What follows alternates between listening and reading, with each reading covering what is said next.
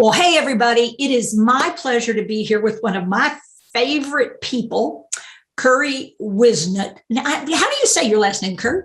Whisenhunt. Oh, it's complicated. I'm glad you just let me call you Curry. Yes. Like the spice. Yes, ma'am.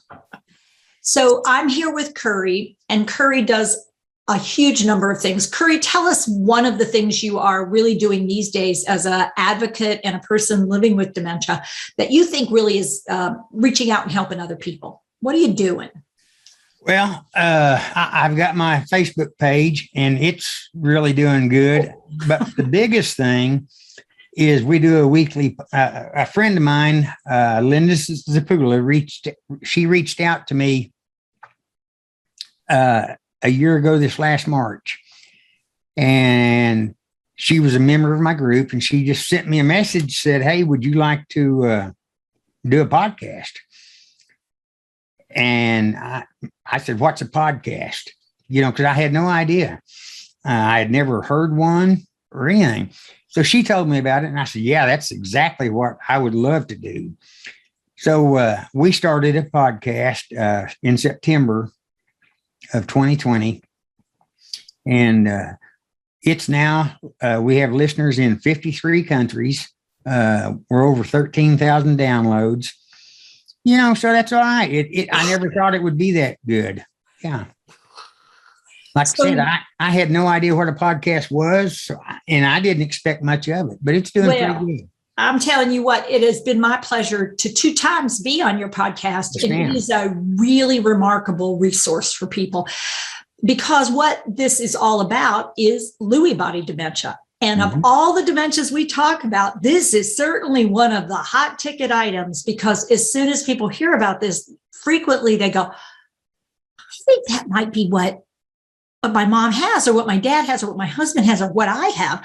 That sounds a lot more about like what I experienced than Alzheimer's. Why has nobody ever told me about this? And the name of your podcast is Lewy Body Roller Coaster. A very appropriate title. Yes. From my experience.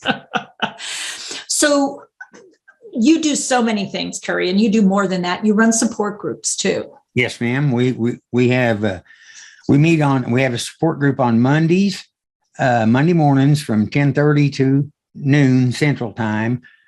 I have one on Thursdays for only people living with Lewy or those seeking a diagnosis at 3:30 Central Time, and it runs till 5. And then on Friday mornings, we have one repeat of the Monday one from 10:30 to noon Central Time. And then on Saturday, Linda has a spouse-only support group, and it's from 3 p.m. Eastern Time. There you go. And so what you guys have is more than just the podcast. This is support for people who are living with Lewy body, people who think they might be living with Lewy body, friends or family that might be involved somehow, or spouses and partners that might be involved. So today you're on our program for a courageous conversation. And you said I'd talk about anything. And sure enough, I've heard you. You will. And you're wide open about being open and willing to talk.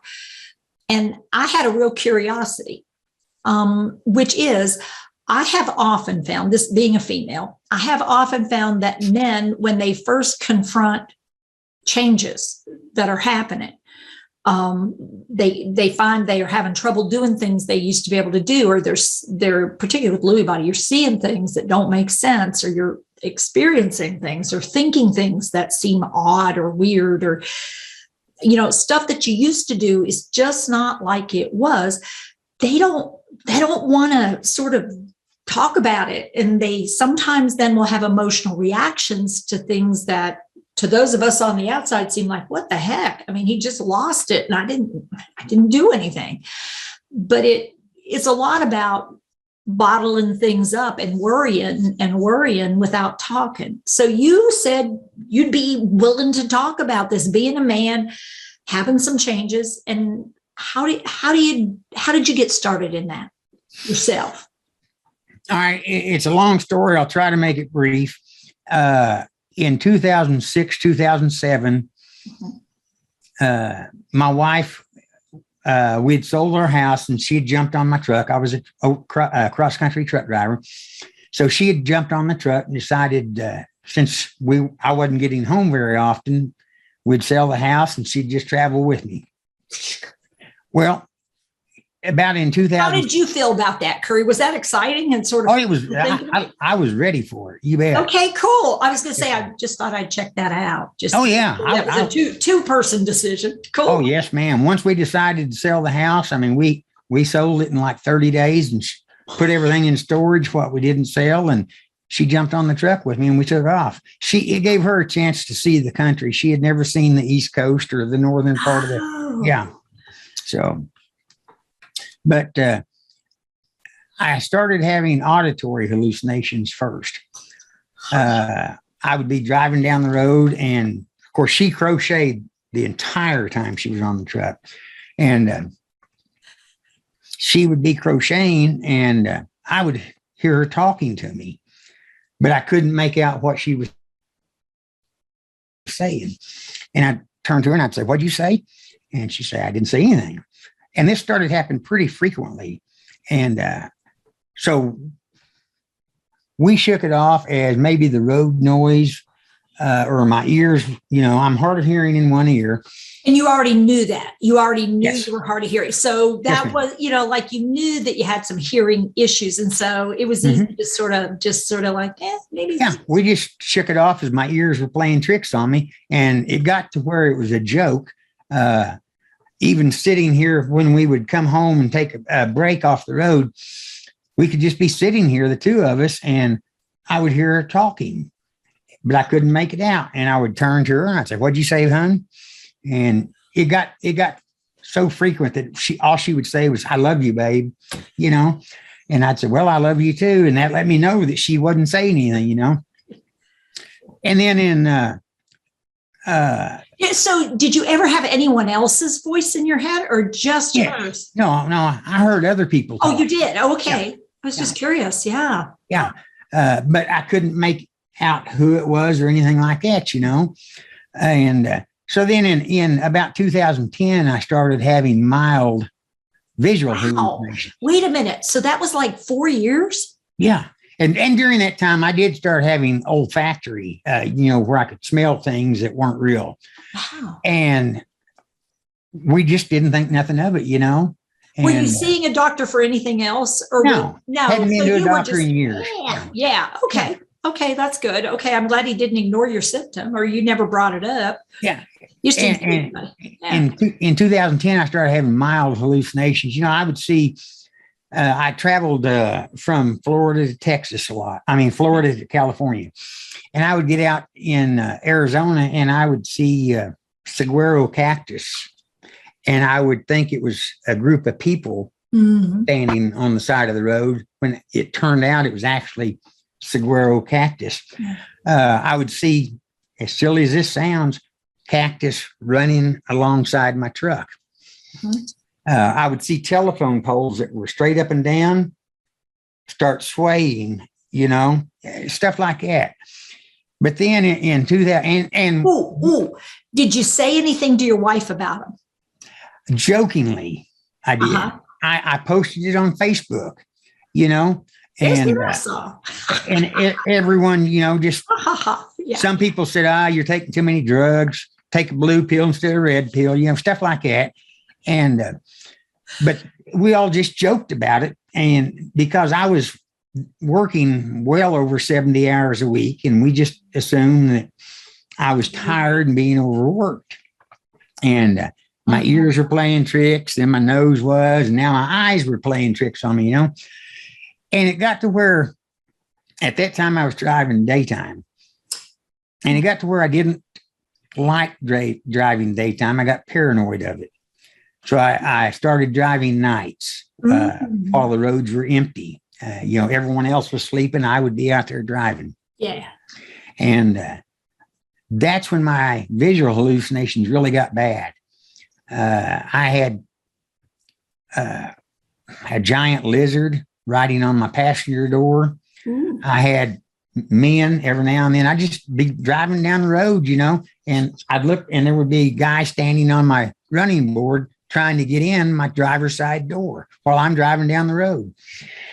And I would get, Did you feel I'm curious. Now you got me curious. Did your heart rate kick up real high? You bet. It scared me. Yeah. So you would get almost to a panic attack. You didn't. You still controlled the vehicle and you still were doing okay, but you really felt the kick of your heart. Yeah. And it's remarkable to me how many people who have Lewy body will describe these cardiac and vascular events, but we so focus on the sensory event, we don't realize, well, their whole brain and body went. Yeah. It was terrible. Wow. I knew they weren't real. There was no way they were real, but yet I couldn't stop it, Yeah. And then I had instances one night. I left Tucumcari and headed north. I was going to go across Oklahoma, Texas, Oklahoma, and Kansas up that way. And I got about 20 miles north of Tucumcari, and I saw this gentleman walking, and he was dressed in like Civil War, not uniform, but that area of time clothing. Yeah. And I saw him. It was flat land. And I saw him, this was like 1 o'clock at night, and I could see him walking across this pasture to my left. And I watched him, he come on out in the road, and he stopped right in the middle of the road, right in front of me. And I was shutting my truck down. I couldn't see his face, but I could see his body. And I thought, what's this guy doing, And as I got up right to him, right before I stopped my truck, I realized I could see the yellow line. I was seeing through him. Oh, yeah. And that really spooked me. But I had stopped and I started rolling again because I was spooked. Yeah. And I was going to get out of there. And I watched him walk on across the road and out into the pasture on my right. I posted that on Facebook, and everyone had a ball with it. I bet you saw a ghost. You saw, I bet you all kinds of weird and interesting observations about that one. Yeah. And I had some delusional periods where I would stop and walk my dog. I had a dog with me. At this time, my wife was here at the house. She stayed back. Okay. Yes. I was going to say, I was just about to say, what did your wife think about all this in the passenger side? But she had been staying home then because she did her tour of the country. She did 7. And she said, I do not understand why you love doing this. I get that it's wonderful to see the country, but you are welcome to sit in this truck for long hours. No, she was good. She loved the truck. She loved it. But she came home and she was with my son and my daughter-in-law, and my daughter-in-law's parents went to look at homes. So Linda went with them, and she called me and she said, hey, I found the house I fell in love with. Can we buy it? And I said, honey, if you like it, you go ahead, and she did. Well, you're the best kind of husband to have. I've never said no to that woman, never. And I never will. There you go. But I was having these hallucinations. And like I said, I would stop and walk with the dog. It was me and the dog. And one time I stopped at Billy the Kid's grave. I always stopped there. It was between Santa Rosa, New Mexico, and Tucumcari. And Billy the Kid's grave, I can't remember the town it's in, but it had a good pull-off area where I could pull off and walk the dog. And I'd stopped there numerous times. And it was about 3 o'clock in the morning. And I left all my lights on. I stood up, went to the sleeper, and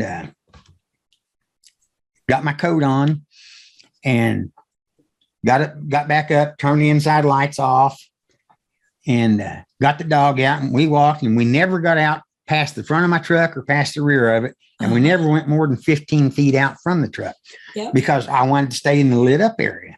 Yep. I had been bitten by a snake previous to that in Tucumcari. And so I watched where I walked now, and I lost my other dog because we both got bit by a rattlesnake. But anyway, I was walking the dog, and I went to put him back up in the truck, and he went to raising Cain, and he never did that. Yeah. And he would stand there underneath my seat, between my seat and the pedals, and just face the sleeper and just raising Cain. So I got up in there, and I locked the door, and I turned the lights on, and there someone had ransacked my truck. Now my passenger door was locked. Wow. All my I had dressers with my clothes up on the top bunk. All the drawers were out and in the floor. All my cabinets where I had my food stuff and my cooking utensils, everything was in the floor. The microwave door was open, and the glass tray was down in the floor. All my canned goods were in the floor. And I did not know what happened. My wallet was still up on the dash. Okay. So I jumped in the driver's seat. It scared me. Yeah. And my dog was still raising Cain. And I jumped in the driver's seat. And next thing I know, and I don't remember how I got there or anything, I was pulled off on the side of the road. So I used my GPS, my phone, and just my area knowledge of where the surroundings, because I traveled that road so much, to finally figure out I had driven about 60 miles. And I didn't remember driving those 60 miles. And now keep in mind, when stuff like this was happening, I would call my wife and let her know. Yep. Right? And this time, for some reason, I didn't. I remember, even to this day, I remember picking all that stuff up. But Tifa, there is my wife and I have talked about it. First off, my wallet would have been gone if someone had gotten in my truck. Absolutely. And no one could have gotten in my driver's door without me seeing them. Yep. But to this day, I still swear I picked all that stuff up and put it up. Yep. But I know there's no way. I always took pictures. Yep. Yeah. And I always called my wife, Linda, when something like this happened.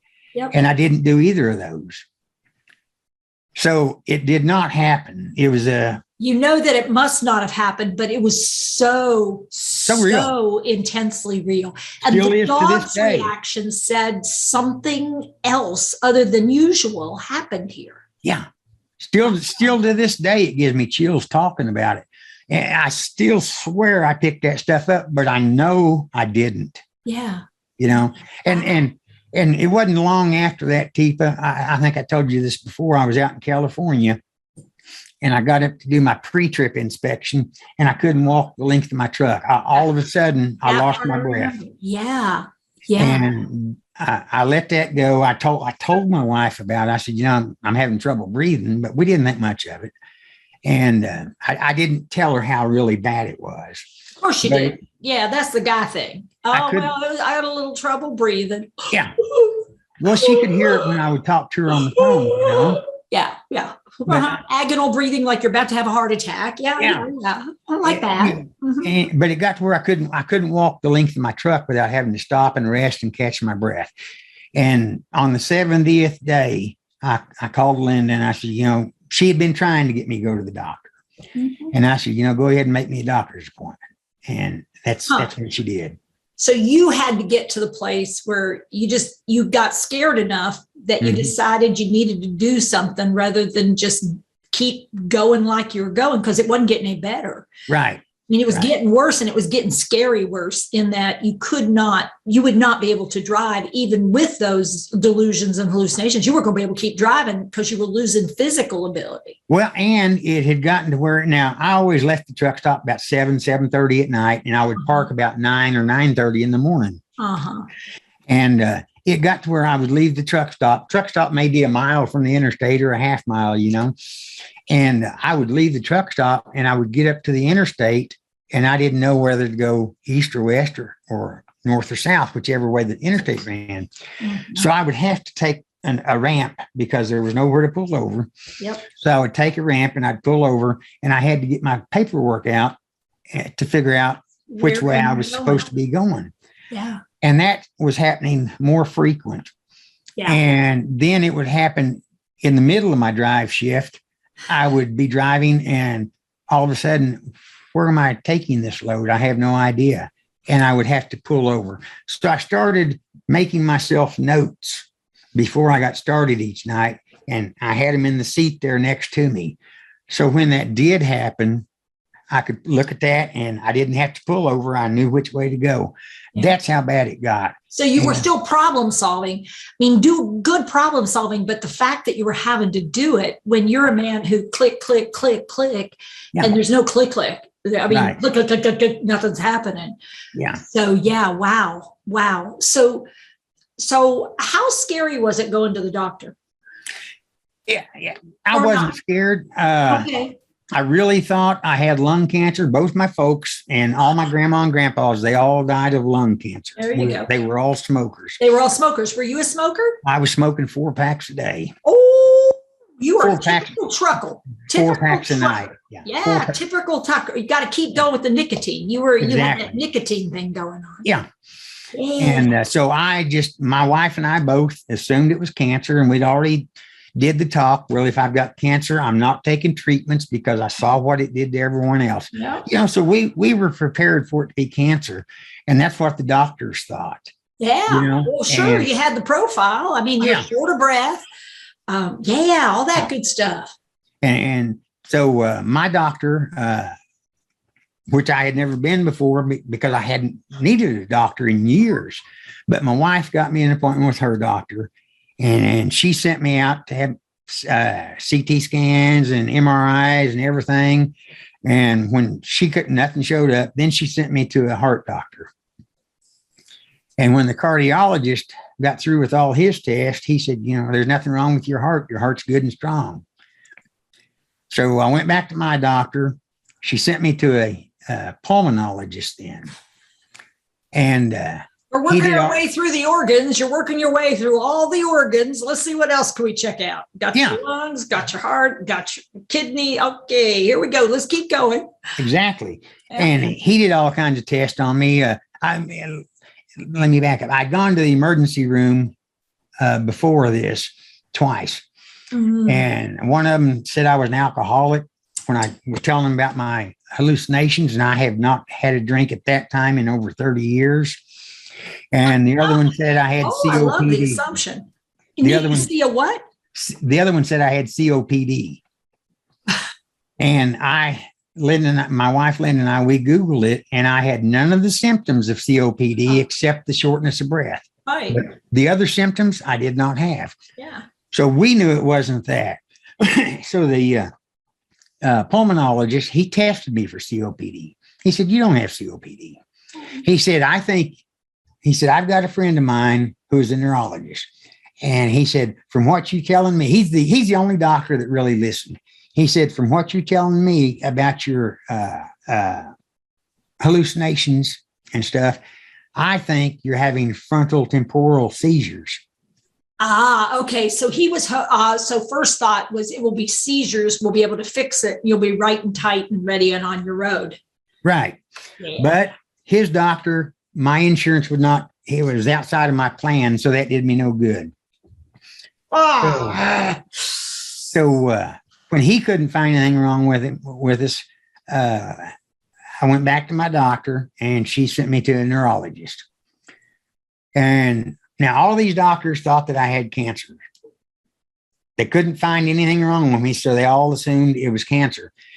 So the neurologist did all these wires on me tests and keep me up all night for the test the next day, stuff like that.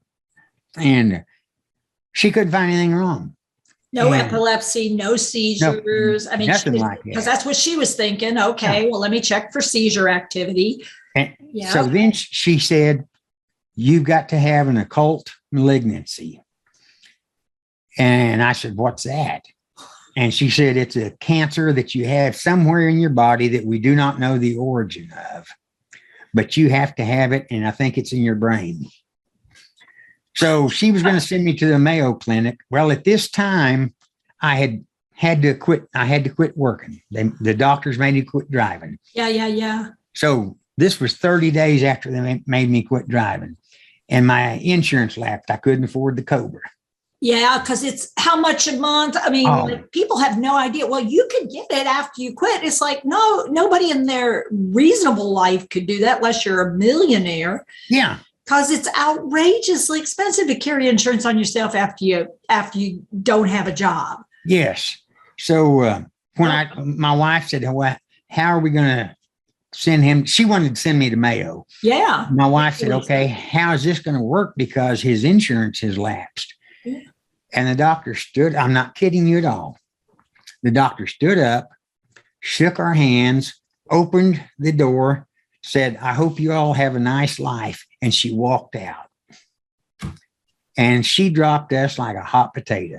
Oh. And that was all she said to us. Yeah. Wow. That was her exact word. Wow. Her Hippocratic oath just was not one that she remembered real well. Right. It went out the door with her, So I'm not sure it was in there to start with, apparently. Right. And she's a top neurologist here in San Antonio, That's not practice. That's like, oh, you don't have coverage. Oh, see you later. But that was her exact words. Once my wife said his insurance has lapsed, we had to pay today with cash to see you. She got up, shook our hands, and said, hope you all have a nice life. And she was gone. We didn't see her again. So I went back. Yeah. I mean, I know this happens, but I've got to say, I'm appalled. I mean, that is not practice. That is not what I signed on for. I mean, I'm an OT, but we sign a very similar thing. Like, we do what we're supposed to be doing. And we got to figure out, if somebody doesn't have insurance, how can we help? Because, it is what it is, but how can we help? I mean, what happened to that profession? Yeah. Yeah, it was terrible. So my wife and I came home, and we thought, what are we going to do now? We don't have any insurance. What are we going to do? So I called our county hospital and made an appointment with a lady over there. We went in and saw her, and she put me on indigent care since I had no income. Right. I mean, you qualify because there's nothing else you can do at that point. Yeah. And she said, by the way, folks out there, that's like public health. So that's basically what you get when you don't have anything, is the public health system. And unfortunately, in many places, public health system is pretty broken. I mean, there's long waiting lists. You sit in lobbies forever. You get somebody who basically, they're doing the best they know how with almost no resources. They're trying to serve a lot of people with nothing. And on the other hand, we have people who have lots of money who are getting much different care, but not necessarily kinder care. Just they have people who know more stuff frequently. But then again, you get surprised sometimes by who's willing to do the thing that indigent care is all about, which is provide care for the public. Let me tell you what happened. She said, I've got a new doctor in the same town you live in. And she said, I would like you to go see him. So my appointment was for like 30 days out, So my wife, Linda, she got hold of every doctor we started with, all the emergency room, the hospital emergency rooms, all that. And she gathered... oh, my heavens. She gathered up all my medical records and put them in this notebook here. She carried it into my doctor's appointment with me, the first doctor's appointment, and with this new doctor. And he sat there and went through every single page, reading every page. All my tests are in there, everything. Looked at all that, and he would stop and ask us a question every now and then, but he spent over an hour reading that thing. And I said, look, when he got through, I said, look, I'm here not for you to treat me. I'm here for you to refer me to a cancer doctor, oncologist. Oncologist. Yep. Good job. And I said, because they believe I have an occult malignancy. Mm-hmm. And he looked at me and my wife. He said, you know what? I'm not going to do that. I'm not going to refer you to an oncologist because all these other guys have looked for cancer and they were not able to find it. You don't have any symptoms of cancer. And he said, what you have is you have Lewy body dementia. And I said, did you say lower body dementia? And he said, no, Lewy body dementia. Wow. And I said, really? He said, yeah. He said, all these guys did all the work. All the information's in that notebook, but none of them apparently spoke to each other. And he said, had they gotten with each other, they could have figured it out. Yeah. He said, but you have Lewy body dementia.